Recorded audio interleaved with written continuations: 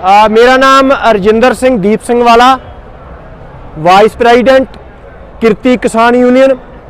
तो हम यहाँ दिल्ली को जो घेरा डाल के बैठे हैं 3 कानूनों के खिलाफ। तो सबसे पहले मैं उस कानून की बात करूंगा जो किसानों को नहीं, इस देश की जो मिडिल क्लास है, इस देश का जो मुलाजिम है, जो मजदूर है, उन सब लोगों को तबाह कर देगा। वो है एसेंशियल कमोडिटी एक्ट की अमेंडमेंट 2020।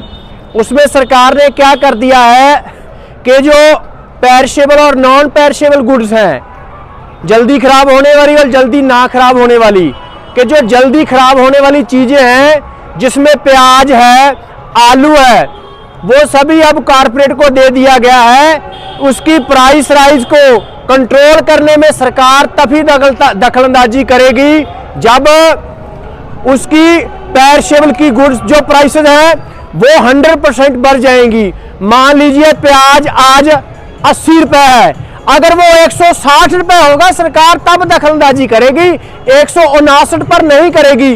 और 159 पर का मतलब है कि अगर अगले साल 159 का जो 100% है वो कितना बढ़ेगा, वो 318 रुपए बनेगा। 318 रुपए 2 साल में भी प्याज की कीमत हो जाएगी। तो सरकार उसे एक्स्ट्रा ऑर्डिनरी प्राइस राइज नहीं मानेगी। तो ये किसको खत्म करेगा? ये देश के जो मिडिल क्लास लोग हैं, महंगाई की मार इतनी बढ़ेगी कि इस देश के मिडिल क्लास को, मजदूर को, सभी लोगों को खत्म कर देगा। उसका सारा पैसा रोटी खाने में चला जाएगा। जो नॉन पेरिशेबल गुड्स हैं, जिनमें दालें हैं, दाल की प्राइस अगर 50% बढ़ेगी तब सरकार इंटरफेरेंस करेगी। मान लीजिए कि 100 रुपए दाल की कीमत अगर 150 होगी, सरकार तब दखलंदाजी करेगी। अगर 149 रह गई तो नहीं दखलंदाजी करेगी।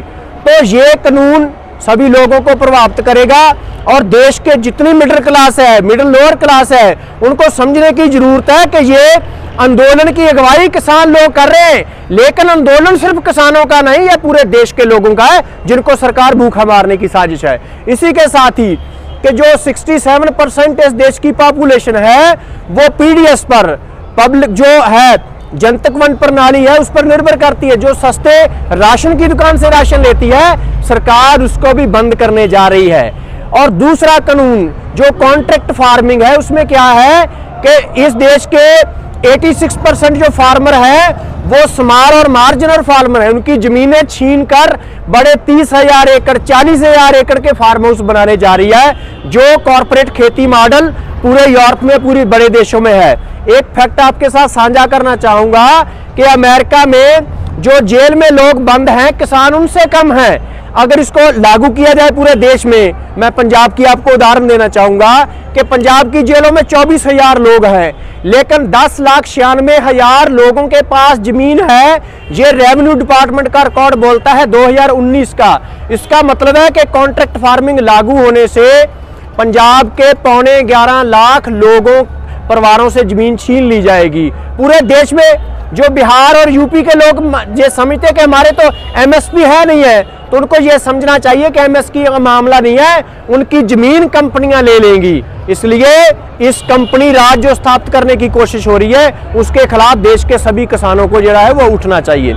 इसके साथ ही जो तीसरा इशू है कि जो प्राइवेट मंडी वो खोलने जा रहे हैं, जिसके साथ सरकार जो एमएसपी की प्रोक्योरमेंट करती है, 94% जो इस देश का अनाज है वो पहले ही प्राइवेट प्लेयर खरीदते हैं। सिर्फ 6% अनाज जो है वो गवर्नमेंट एजेंसीज खरीदती हैं, उसको भी खत्म करने की कोशिश है। ये सिर्फ पंजाब हरियाणा में।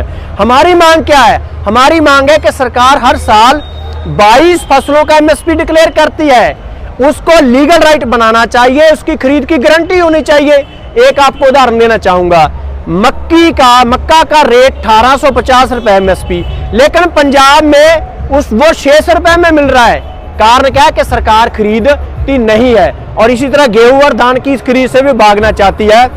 और ये तीनों कानून, आखिरी बात, ये तीनों कानून सरकार इसलिए लाई है कि पूरी देश और दुनिया में मंदी है, बड़े बड़े बिजनेस फेल हो रहे हैं। तो क्या लोग, आप गाड़ी के बिना आपका गुजारा चल सकता है, नए घर के बिना गुजारा चल सकता है, लेकिन रोटी के बिना आपका गुजारा नहीं चल सकता। इसलिए रोटी कहां से पैदा होती है? जमीन से। और सारी खेती और खुराक को अब वो कारपोरेट को देना जा रहे हैं कि कोई भी धंधा फेल हो जाएगा, रोटी का धंधा फेल नहीं होगा, और सारा अब खेती खुराक उनके हवाले की जा रही है। और सभी को विनती है कि सिर्फ किसानों का आंदोलन नहीं, ये 3 जो कानून है, तीरे कत्ल की साजिश है, किसान का कत्ल, मजदूर का और आम ग्राहक का। सभी देशवासियों को उठ खड़ा होना चाहिए और दिल्ली घेराव में शामिल होना चाहिए, तभी ये देश, ये लोग बच पाएंगे।